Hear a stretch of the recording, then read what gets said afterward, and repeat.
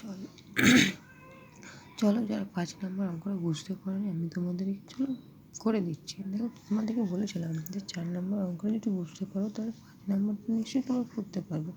তো যারা তবুও বুঝতে পারোনি আমি তাদের জন্য আরেকবার বলে দিচ্ছি। দেখো তাকে সেকেন্ডগুলোকে যোগ করি আর বলেছি এই যোগগুলো কিন্তু মানে ওইভাবে যোগ হবে না যে হাতে এক রেখে বসিয়ে দিলাম তারপর যত হতে হবে তো বসিয়ে দেবে, এটা কিন্তু সেটা হবে না, ঠিক আছে? চলো কীভাবে করবো।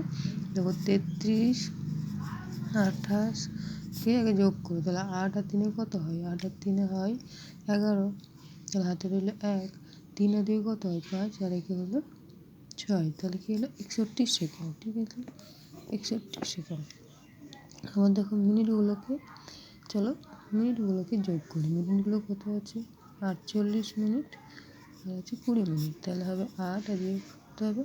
68, ঠিক আছে? তাহলে হবে ঘন্টা গেল।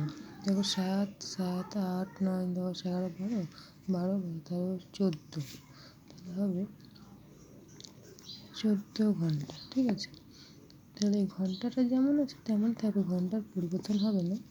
এখানে দেখো 68 মিনিট, মানে 68 মানে আমরা জানি 60 মিনিটে হয় 1 ঘন্টা, তাহলে কী হবে? এখানে হবে 60 আর হবে এখানে হবে 8 মিনিট, আর এখানে কত আছে? 61 সেকেন্ড, তাহলে হবে এখানে 60 আর এটা হবে 1, ঠিক আছে?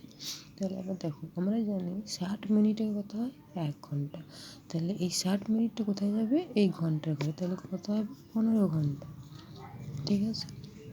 আর এই মিনিটটা 8 মিনিট আছে, তাহলে এবার দেখো এখানে দেখো 60 সেকেন্ডে হয় 1 মিনিট, তাহলে এই 60 সেকেন্ডে হবে এই মিনিটের সঙ্গে যোগ হবে, তাহলে কত হবে? 9 মিনিট 1 সেকেন্ড। আশা করি বুঝতে পারলে তোমরা এই অঙ্কটা।